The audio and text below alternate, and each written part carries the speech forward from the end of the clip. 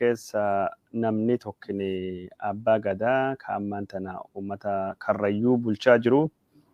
Abbaa gadaa Kadir Hawaas Boruuti. Obboleessi isaa nu waliin jira. Kanaadaa irraa sarara gubbaa jira. Gadaa Hawaas Boruuti. Waan abbaa gadaatii fi akkasumas miira isatti dhagamee fi waan agammaan tana deemaa jirullee gaafachuu deemna. Kaan ammoo Roobaa Bulgaati. Torbaan kana waanuma kana irratti waliin haasofna jira. Roobaan isaniin hedduun hin beektanii nama karrayyuuti. University Taft PhD barachaa jira. Wanni biraa immoo kan dubbachuu deemnu gargaarsa uummata karrayyuu warra maatii miidhamee jalqabayyuu naannoon kun ni beelaatu jira. Gogiinsirraa kan ka'e awwaannisi miidhaa guddoo dhaqqabsee warra Amaaraatii fi Argobbaa wajjin waraana hedduu gargar hin cinnetu geggeeffama. Naannoo kanatti jechuun lola Asaaminoo Tsiggee geggeessin beetanii, Abbaree Addaamuu geggeessin beetanii, haga jijjiiramii kun dhufeen suniin durallee naannoon kun dirree waraana turte. Ammaan tan ammoo irra caalaa miidhamee jira. Waraana ammaan tan waraana bilisummaa Oromoo yookaan WBO barbadeessina jedhuuni uummata aanaa kana akkuma jiruun mootummaa waraana irratti hubanee jira. Kanaan walittu qabatee maatii miidhamanii, ka bonaan miidhamanii, ka waraanaan miidhamanii, ka walitti bu'iinsa miidhamanii gargaaruu fi waan dandeettanii qarqaara isiniin jennee yuutuubii goofandimiin banamee jira. Goofandimii saniin waan dandeettan akka gargaartanii liinkii isinii qoodema. Gadaa fi akkasumas Roobanis liinkii qooduu dandeessanii akka namni gargaaruu danda'uu fi mee Rooba wajjin kaleellee haasofnee jirra. Gaafii kana gadaa gaafachuun haa jalqabuuti. Gadaa jalqaba adoo gara jecha kan deemnee maaltu tahee jennee waliin gaafanneen durattu yeroo hayyoonni gadaa kun ijjeeffamanii jedhamee oduun odeeffamuu jalqabe miira akkamitti sitti dhagahame maal jennan ati obboleessa kan keetiin laachi keessattuu dhabde? Galatoomii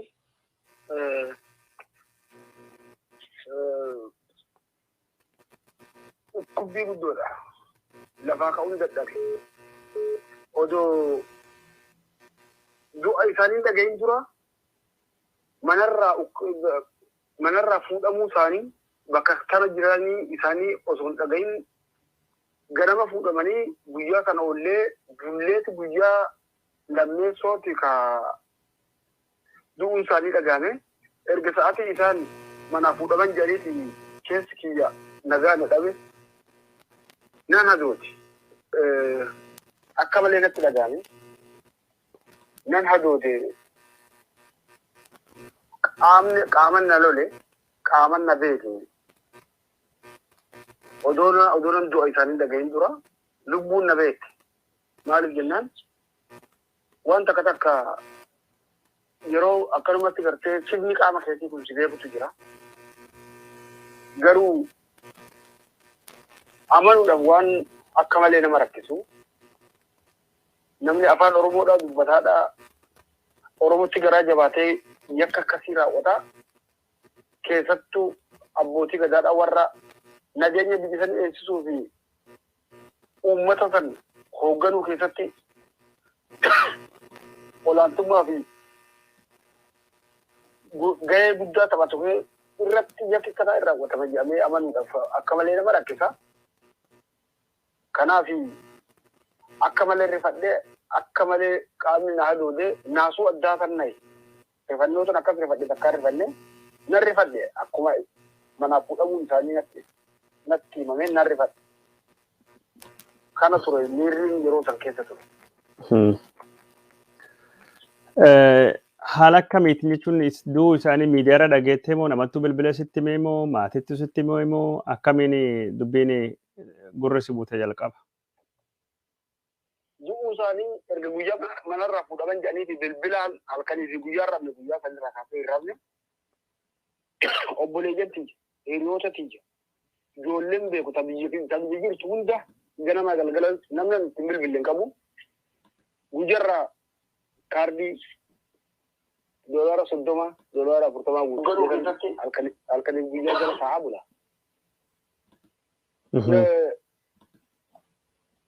Garri akka lubbuudhaan hin jirre qaamumatu na beekee yeroon achi odoo warri achi jiran maatiin obboleeyyan tiyyata shamarraniitii fi maatiin achi jiru odoon dhagahin dura anatu dhagahe. Akkuma namni reeffa isaanii argee reeffi nama 14 dhagaa gaara meexxii duuba dhagaa aannolee keessa jiraate koottaa fudhadhaa jedhanii achi namni bilbilee uummatatti dhaaminan dhaga'anii durattuu qaamni isaa doodan jira. Imimmaanuma dhangalaasuu malee waan hin jedhu wallaalee duraanuu qaamni na beeka waan taateef daarektuman dhagaye biyyarraa. Ijoolluma biyya telefoonaan qunnamaa turerraan dhagaye. Yoo obboleessi kan kee jechuun abbaa gadaa uummata Karrayyuuti. Abbaa gadaa uummata Karrayyuu jechuun abbuma gadaa uummata Oromoo Maraati. Akka sirni gadaan abbaa gadaa Oromoo guututtuu dhabe atammoo obboleessi kan kee addattuu dhabde atilleen jechuun biyyi jirtu kanattu jechuun maqaan keetilleen gadaa hawaas boruuti inni kadira hawaas boruuti. Akka abbaa gadaattu namis ilaala maal jennaan isin ilmaan abbaa tokkooti gada tokko keessa jirtanii isin amma gadaa bulchaa jirtu Karrayyuuttu nama kana abbaa gadaa Oromoo abbaa gadaa Karrayyuu dhabdanii atammoo obboleessi kan keetillee dhabdee duula ammaan tan Abiy Ahmedii geggeessaa jiru Minilik Zamachaa geggeessaa jedhee Abiy Ahmedii duulii kullee maqaan Minilikii moggaafamee fi Minilik jechuun harma muraa fi harka muraa aanolee nutti deebisuu deemaa jettee Oromoon iyyaa jirti. Oromoon wacaa jirti, mormaa jirti. Yoo obboleessi kan kee ammoo abbaan gadaa Karrayyuu abbaan gadaa Oromoo bakka aanolee jedhamuttu ijjeefamee reeffi isaa argamu. Sanuu jechuun haala golgoleessaa taheen ijjeefamee tumamee reeffi isaanii gariin bineensaan nyaatamee bakki inni aanolee jedhamu kanattu ajjeechan gos kana tahuun wanni adda kan innis biratti uumin jira. Namni hedduun Abiy Ahmed seenaa Minilikii deebisuu qofa osoo hin taane bakkallee filatee bakki aanolee jedhu kunin hiikkan isaa akka malee hiikkaa guddaa. Aanoleen seenaan aanolee ka waggaa 100 dura ta'e kun ammaan tanallee deebi'ee jira. Aanoleettu abbaan gadaa akkas tahee jedhanii waan dubbatanitu jira. Maqaa aanolee kan yoo dhageettu, maqaa Minilik Zamachaa yoo dhageettu maaltu sitti dhagahame kan jedhu xiqqoo dubbannuuti irraa.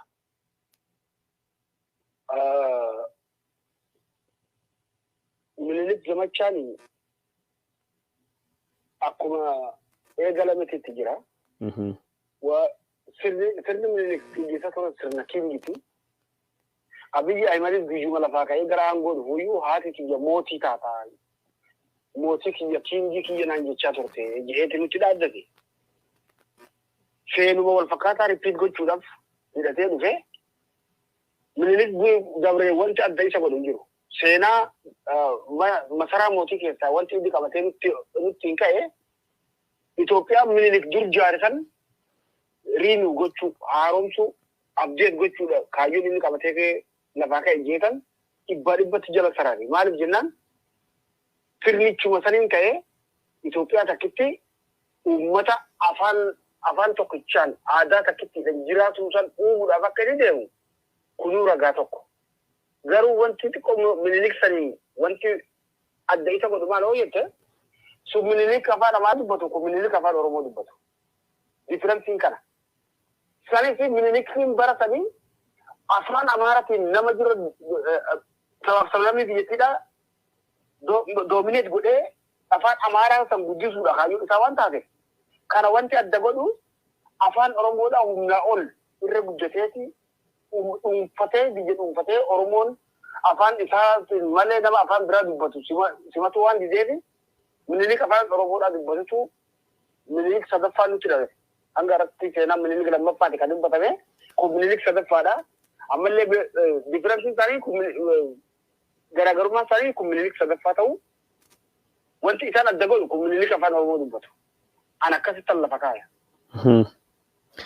Garuu kanaan lachuu takkuma tokkin afaan Oromoo dubbata, tokkin afaan Amaariffaa dubbata, tokko nama Oromoon akka diinatti ulaalee humnaan qawween dhufe Oromoo gabbarsisee kun ammoo jechuun nama Oromoon kumaatamni qeerroo fi qarreen dhiigaa lolaasanii dhangalaasanii aarsaa fi wareegama warraatiin aangootti dhufee namni Oromoo garii ilma abbaa gadaallee ittiin jedhee yaame.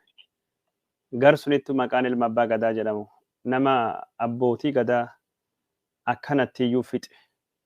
Nama abbootii gadaa irratti murruuqii akkasii geggeesse duguuggaa sanyiidhaan jechuun hooggansa uummata takkaa nama 25 oli nama 41 jechuun keessa 14 ijjeefamee 2 bahee 24 yookaan 5 ammallee gar isaan jiranillee hin beekanii. Maqaan Oromoon ittiin yaamtu ilma abbaa gadaa inni mootii ofiin jedha haatillee mootii naan jetteedha. Garuu Oromoon ammoo ilma abbaa gadaa ittiin jette yaamtii sunii walittu qabatee maaltu dhagahame yoo ilmi abbaa gadaa namni ittiin jedhan tokko yookaan namni ilmi abbaa gadaa jedhanii faarsu. Abbaan gadaa obboleessa hangi kan ajjeefame kulleen mallattoo kabaja guddaa mallattoo waan hundaayyuu caalu gaala hundaa kenneefii jira. Gaalii jechuun ulfinna guddaa horii karrayyuun qabu, baankii karrayyuun qabu, taankii karrayyuun qabu. Namni gaal namaa kenne waan firummaa, waan michoomaa, waan gaarummaa namatti nambifanne arjooma dhumaati. Haala gosa kanaatiin jechuun namni akkasii ilma abbaa gadaa jedhee abbootiin gadaallee beekamtii kennindee fi akkasii badhaasanii yoo mootummaan isaa jechuun obboleessi kan kee galaafatu kan irraa lemee xiqqoo dubbatta miira si dhaga'ame. Galatoomi kun waan an durattuu irraa dubbatuudhaaf sagantaa fi hawwii qabu naa cutte galatoomi hin jaa itti aansuudhaan by the way waa'een sirna gadaadhaa kun kan akka faashinitti gara sirna bulchiinsa warreen mootummaadhaa kanatti ol fiduun kan eegalame bara miliineemii Itoophiyaadhaa wajjin akka faashina ta'ee gadi bahe. Bara san yeroo jalqabaa Mallas Zeenaawiidhaa gara Booranaa deeme.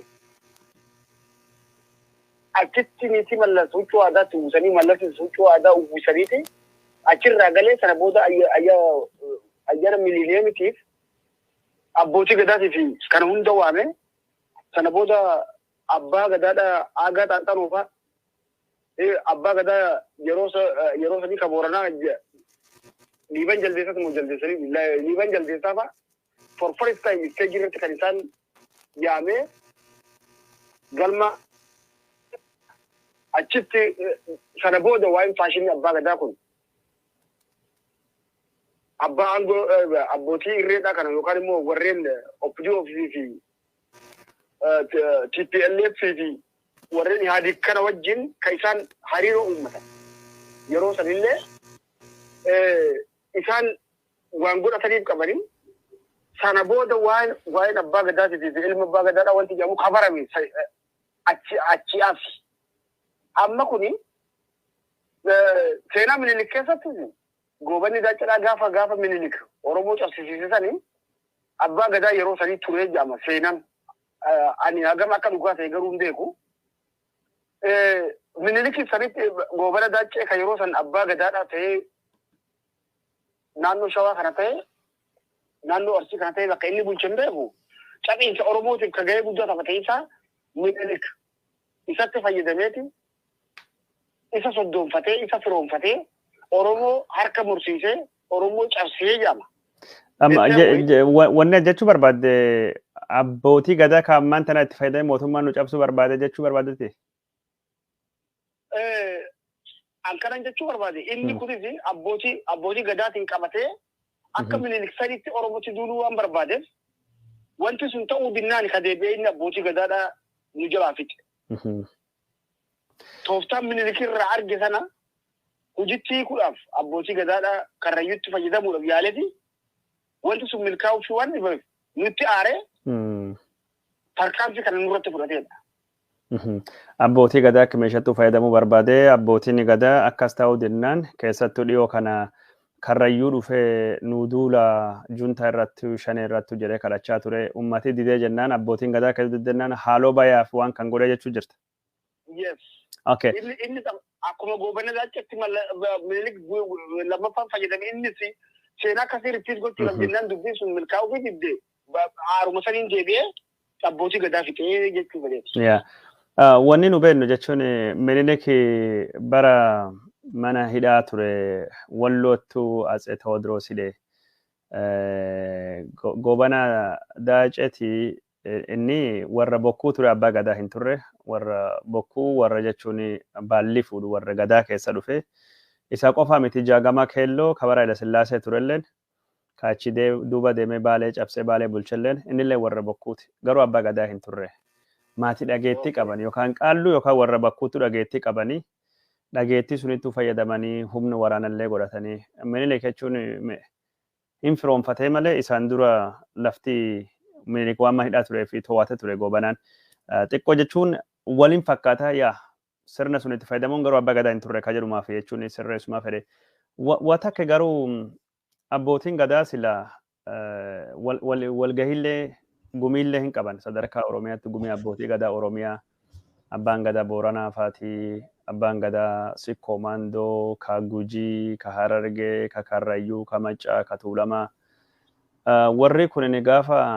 abbaan gadaa kunin ijjeefame hagammaan tana waa hin dubbanne hagammaan tana haqaa fi dhugaaf hin dhaabban miseensi warra tokkin ijjeefamee hagammaa afaan warra akka luugamettuu jira kun miira akkamii si biratti uume maali waan kanaan wal qabate wanni ati jechuu barbaaddoo jiraate. Kun akka malee namatti dhagahame akka malee natti dhagahame baa'uun baay'ee namatti illee dhagahamu nama miseensa gadaa booranaa ka ta'e tokko nama jaala kiyyaa ka wal quunnamu tokko jira nama santu siimuu naa dha'ee waan naan jedhe har'a cheermaaniin gumii abbootii gadaadhaa ka mootummaadha masa kamuu kun gartee gumii abbootii gadaa warra jedhamu kana mootummatu kaayate. Liidarii warra sanii abbaa gadaa gujiiti. Dhugaa. Awutomaatikaalii itti bilbileeti namni jaala kiyyaa kun aboo dubbii yakka abbootii gadaa kan yerootti raawwatte kana dhageettee jedheen jiru.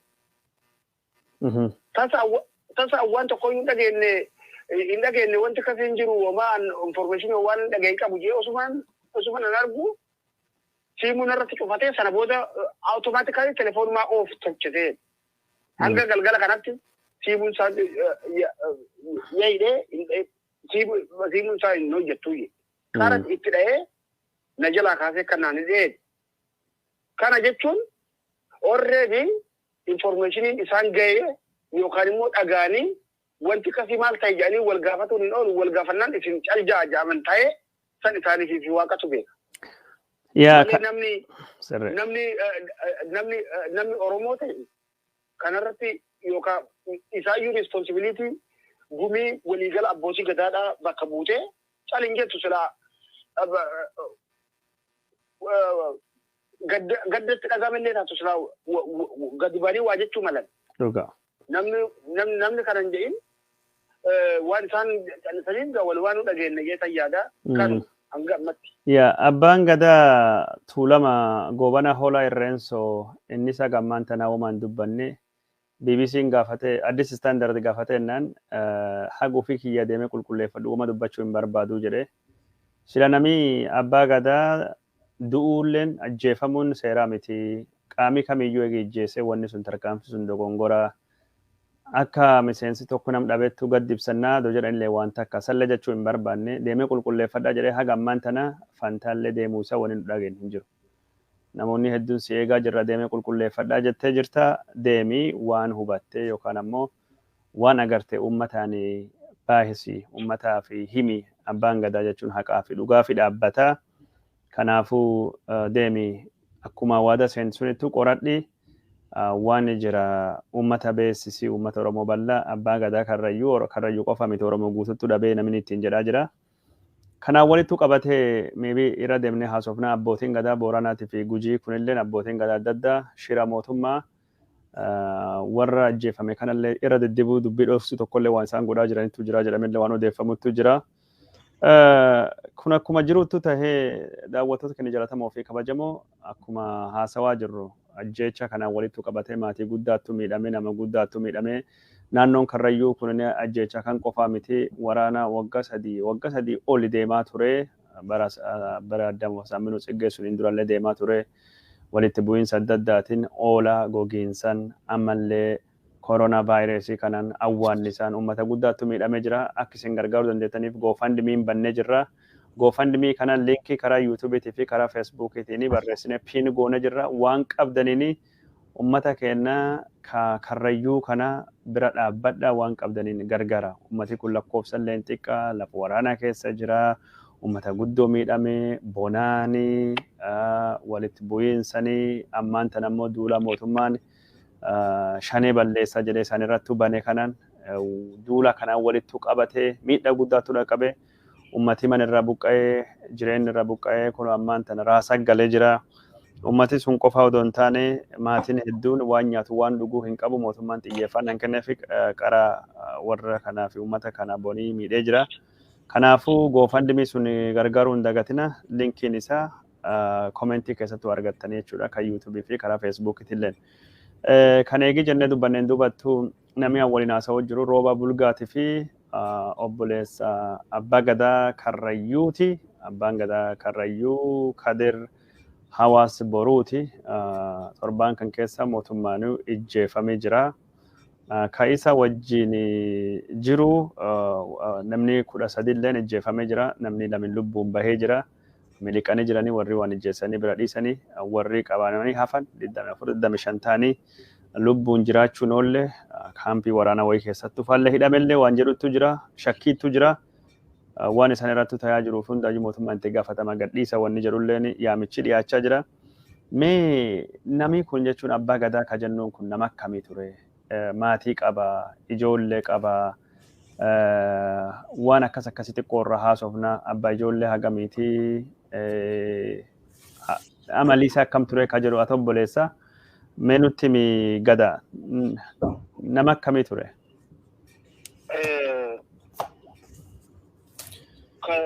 Kadir hawaas boruu jechuun dargaggeessa qacalee callisaa namaa suutee kan jarjarre ka dubbatuuf hin jarjarre ka guddoo dhaggeeffatu akkasumallee abbaa warraati ilma dhiiraa tokko qaba.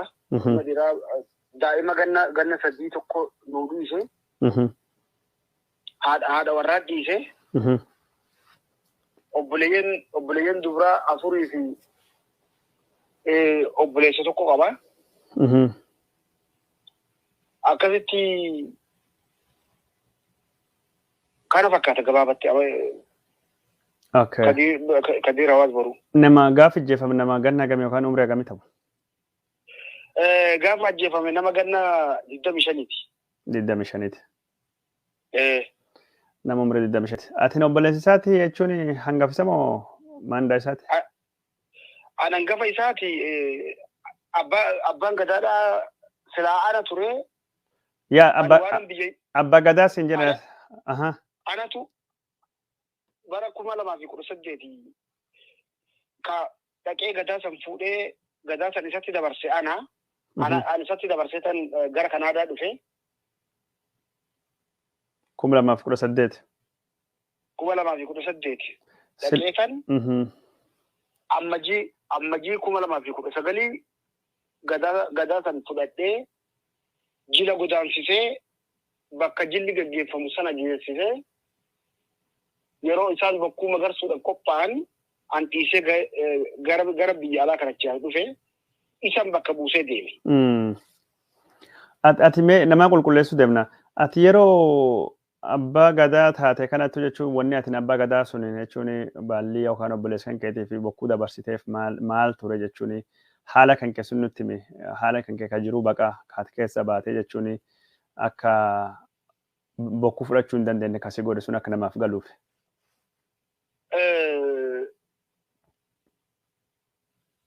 Tokko roorroo fi miidhaa rakkina Oromoo bal'aarra jirutu dursee biyya na baase biyya ambaa keessa turee kan jira.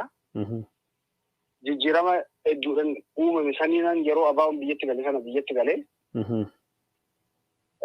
San duraayyuu biyyi akkanaan deebi'ee gadaa sana fuudhu duraanumaa waliin dubbataadhaa turre sanirratti haalli mijataa argamnaan dhaqee. Hojjan dhaqe san haalli siyaasa biyyattii keessaa ammallee tasgabbaadhaa miti. sirnicha raawwadhee akka gadatti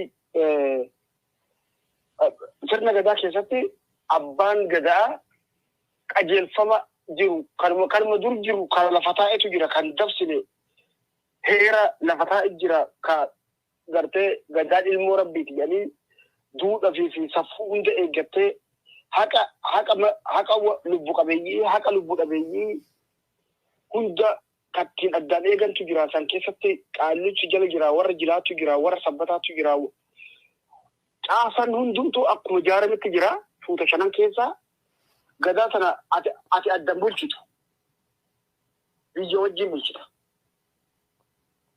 kanaafi adamma yeroo san piroosesiin amma ittiin dhufe kana obbaafadhee filaayitiin eegan ture dhiise tan galee isa booda sirnicha erga raawwadhee booda haalli siyaasa biyyattiidha akka tasgabbaan taane argee kan at least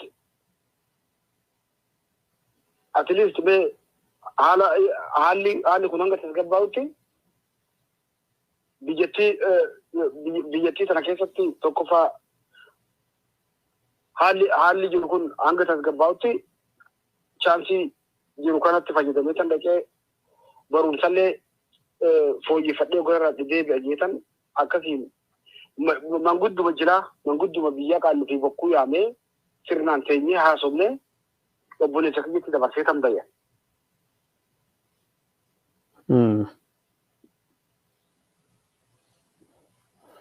Hayyee daawwattoota kana jaalatamoo fi kabajamoo abbaa gadaa Karrayyuutu Kanaadaa jiraata. Sila abbaa gadaa isattu ta'uu qaba. Ka obboleessi isaa ammaan tana ijjeefame kana inni maqaan isaa Gadaa Hawaas Boruuti. Maqaan isaallee Gadaa obboleessi isaa Kader Hawaas Boruuti. Abbaan gadaa Karrayyuu ka ijjeefame. Gana 25 gaaf du'e. Umriin isaa 25. Namni hedduun akkamiin 25 namni gadaa ta'aa jettanii gaafachuu ni maltanii. Abbaa gadaa waggaa 40 ta'anii waan jedhu. Abbaa fi ilmi jidduu gadaan jirtu. Ganna 40 gargari baasaa malee sun jechuun umri namaati miti. Kanaafuu obboleeyyan abbaa sunii cuftunuyyuu daa'imni ganna tokkootii fi namni ganna 40 illee cuftunuu gada tokkeessu waliin jiran. Tokko qabanii. Kanaafuu abbaa gadaa 20 illee hin taanii, 25 illee hin taanii, 30 illee hin taanii, 40 illee hin taanii, sunii gadi illee hin taanii. Dhalattee ji'a tokkotti guyyaa tokko illee gadaa ta'uu ni danda'ama jechuudha.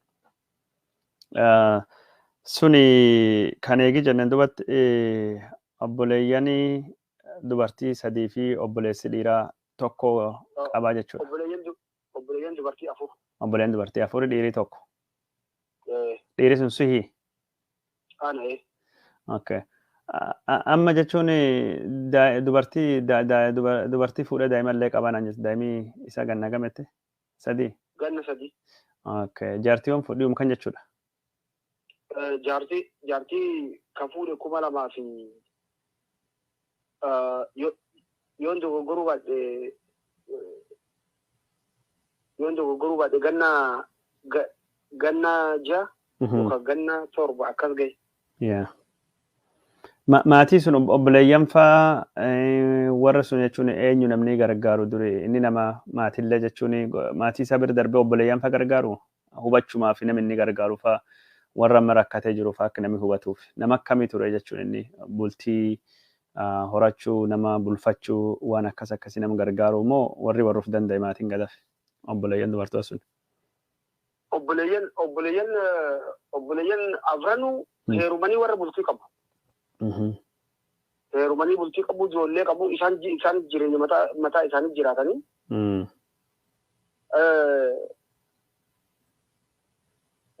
Namuu jireenya mataa isii jiraata, innis bultii mataa isaa qabaa jechuudha.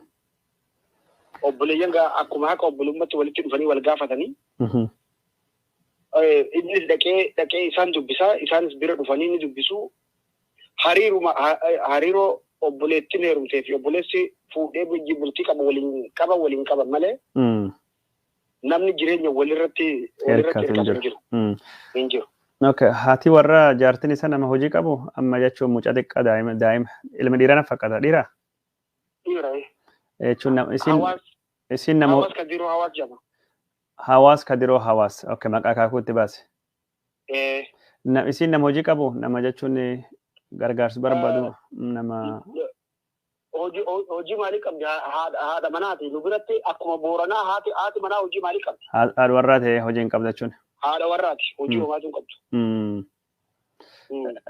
Hawaasa itti fufu. Taliguma jireenya abbaa warraa tokko bartee ittiin mana isaa horatuuni qajeelfamuma kadiiroon akka abbaa warratti isii horateen jiraatti malee hojii mataa isiidha waan tokko waan qabdu qabdu. Haadha abbaa qaba jechuun hawaasa lubbuun jira? Hawaasi hin jiru. Haati Kadir. Haati ni jirti. Isinleen nama guddaadha nama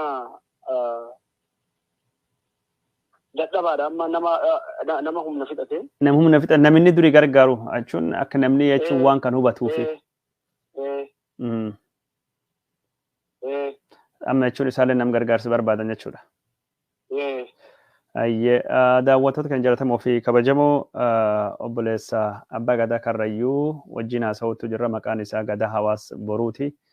Obboleessi isaa ka ijjeeffame dhiyoo kana Gadaa obboleessa ka ijjeeffame maqaan Kadir Gadaa Hawaasiti.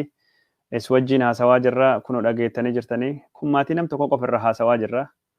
Uummatni kun uummata jechuun jaartii tokko lamallee olillee fuudhu. Warri garii kadhuma teessus warri maatii babal'aa maatii hedduu qabu. Warri kun cuftinuyyuu dhiirattu biyya san keessatti hojii qabaa. Horii horsiisu hojii warra isaantu jechuun galiillee qaba maatii warrattu fida yookaan bulchaa. Amma maatiin sun cuftinuyyuu hirkoo malee gargaarsi malee haftee jirti. Kan cufattu jira jechuudha kan beektanii rakkoo beedaa ka gogiinsa ka awwaannisaa ka dhukkuba koronaa vaayirasii walitti bu'iinsi bara hagamii ta'u dura ammaanta mootummaan itti bane kan hundattuu jira.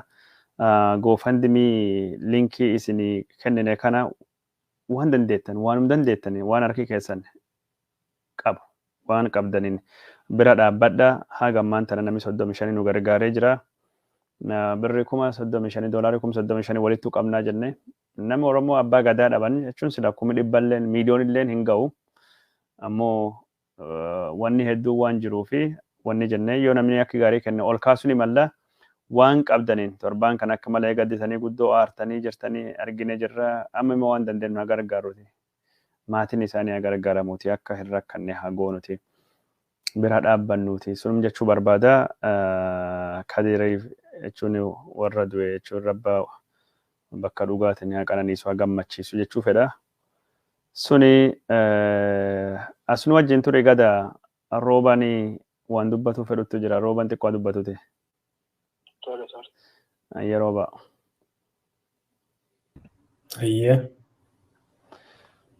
Rooba akkamitti deemaa jira gargaarsi hagamma hardhuma jalqabnee GoFundMe'n namni jechuun wakka kennaa jira. Akka kennanii jajjabeessuu irrattu maaliif gargaaruu qaban ka jiru xiqqoo tokko dubbadde. Namni haa ulfaatu namni haga danda'u darbataa jira. Namni keenyas namni adiinis faranjoonni illee keessa jiru. Haa ulfaatanii namni darbataa jira. Wanta kana wanti goonee fi waan gurguddoo lamaafi.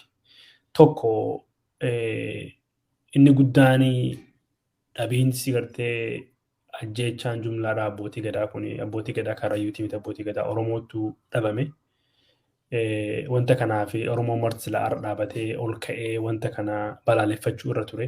Kaleessallee dhingadallee kan hundi dubbadde miidiyaa irratti xiqqaa guddaan beekaa wallaalan baddaa gammoojjii namni jiru abbootiin gadaa jiran martinuu wanta kana ba'anii abbaan fedhe yoo ajjeese ka ajjeese illee dogoggoree ajjeese beekallee hoo ajjeese wanti kun kallattiidhaan balaaleffatamuu irra jira.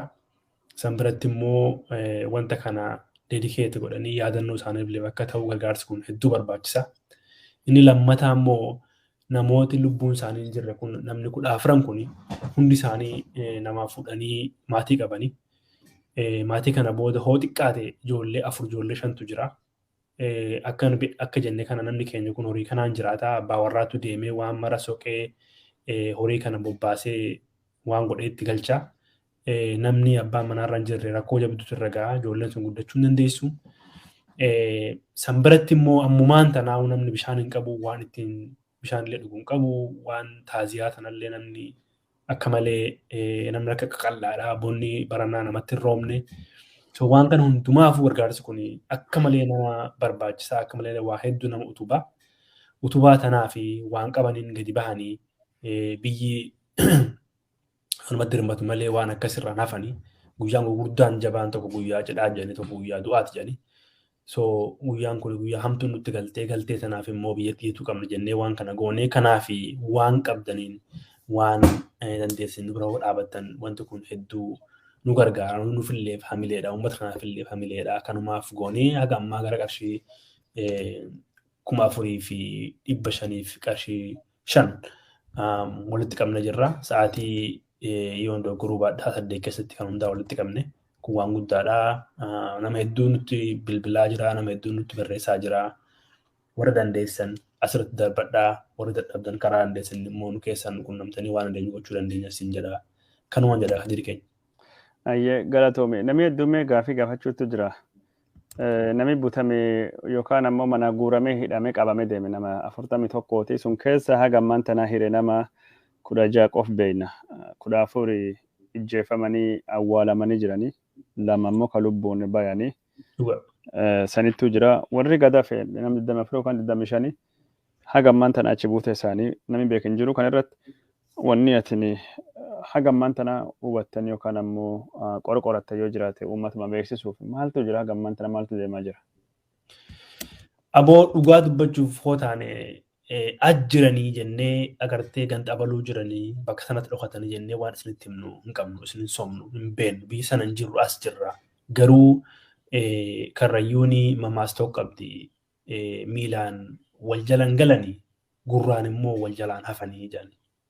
Way odeeffanna warra qabnachi obboleessa obboleetti qabna abbaaf achi nu jira qaamaan nu jira malee garaan keenya achi nu jira ganamaa gallaba odeeffanna akka dhageenyutti namni kajeellaa guddaa qaba jedhanii nutti himanii kajeellaan tun immoo namni kun lubbuun tarii namoonni kun akka lubbuun jiranitti shakkiitu jira shakkuma sanaan gaa namni dhabarra abdiitu nama jiraachisa jedhanii abdii saniin jirra malee waan beenu tokko illee hin qabnu yoo dhugaan abdiin jiraatte immoo itti gaafatamaa kana ka fudhatu qaama mootummaati qaamni mootummaa kun silaa gadi bahee wanta kana paablikaali gartee dubbatee namni kun as jira harka keenya jira yookaan badii balleessan qabu qoratu jirra yookaan badii homaatu hin qabanii waan qulleeffannu qabna ni finna jedhee dubbatu irra ture kaduu isilaa qolee awwaallanne namni du'e haga nama jiruuti jetti karrayyuuni nama du'e kana awwaallanne jirra nama hin jirre kana ammoo du'atti agartee boonyee fi imimmaan buufannee dhiifne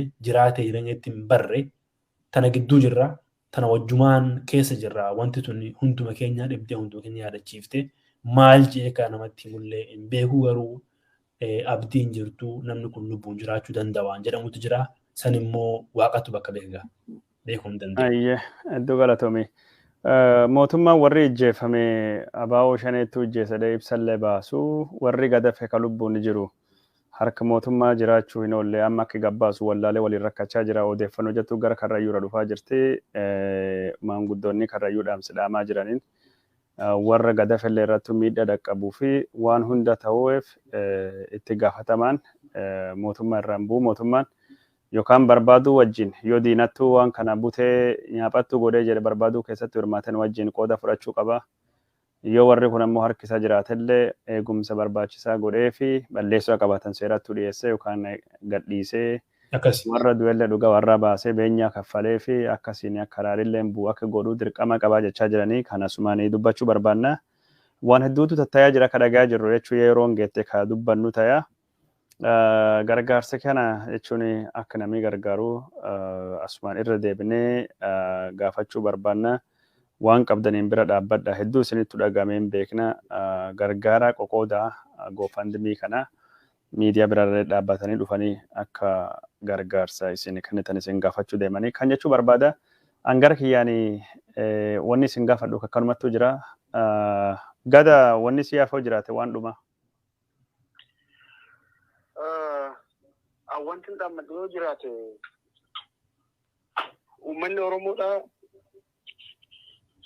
guddoo ulfaadhaa sagaleen uummata kanaaf ta'uu keessanii fi miidiyaa adda addaa irratti erga guyyaa rakkoon tun uumamte irraa guyyaa gartee dhumiinsi kun uumame irraa kaasee hanga ammatti uummanni Oromoodhaa biyya adda addaa jirtan tumsaa fi deeggarsa nu godhaa jirtaniif xiyyaafannaa fi boo'ichaa nu wajjin qooddachaa jirtan hundumaafuu ulfaadhaa galatoomaa akkasuma mana tokkoon Oromoodhaa hunda yeroo ammaan tanaa gartee rakkoo gurguddoo jira. Akkuma kun amma naannoo Wallaggaatti kaleessa naannoo Wallaggaa bahaa keessatti lubbuun nama 200 bakka takkatti dhumte. Akkasuma kun Walloo keessatti illee lola jira. Akkasuma Gujii fi Boorana keessatti illee akka keenya kanatti gartee jiblaadhaan akka Wallaggaa fi gartee amma Karrayyuurraa gaadhaa jiru kanatti illee jiblaadhaan ta'uu baatu bakka hunda namni osoo hin duune hin bulu rabbii gaditti wal malee homaan qabdu akkasumatti wal tumsi sagalee walii ta'ii ol ka'aati waliin dhaabbadhaa warra gartee waliin dhaabbatee gartee hanni isaa mul'ateef rabbi nu haa godhu jajjabaadhaa bakka jirtanii wal iyyaafadhaa wal malee homaan qabdanii ja'a kanumaan dhaabbatu barbaadaa galatooma. Ayyee ulfaadha.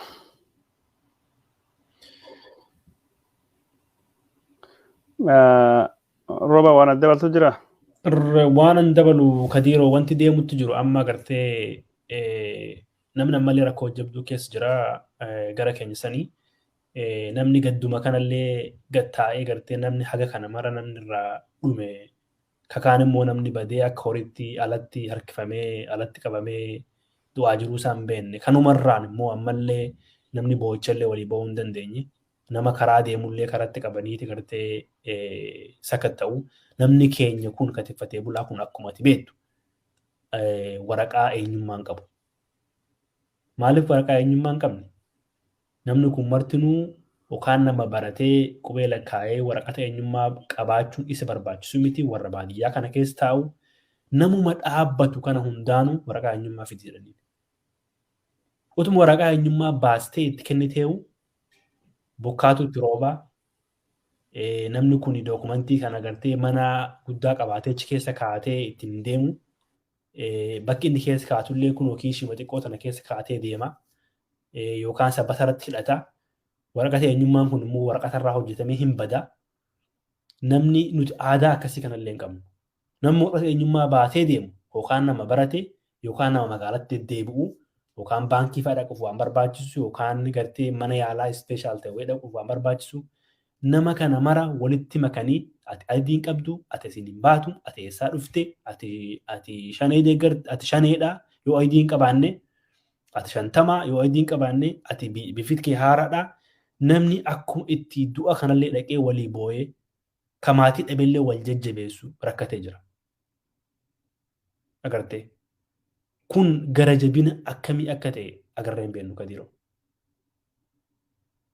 Namarraa ajjeeftee akka namni hin boonyellee nama godhaa jiran jechuudha. Namarraa ajjeesanii sanuu bifan taaniin akkaataa ilmoo bineensatti nama ajjeesanii sanuu bineensa gaaraa nyaachisanii boo'ichumallee akka hin boonye godhaa jiru. Dubartii hidhaa jira.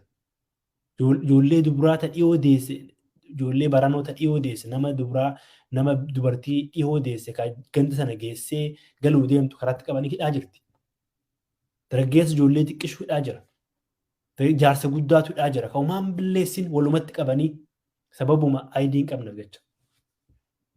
Kun jiruu miti. Jiruu kanaa keessa jirra. Kaduu isilaa qolee biyyee dahatee kaduu hundaa hobbaafatee jira caaluun. Akkas taane jiruu keessa hin jirru kana keessa jirra. Warri kana gootan hadaraa keessa nu dhiisa. Nu ajjeeftanii biyya dabaltanii jirtanii boonyee imimmaan haa buufannee gatteenyu. Nu dhiisa.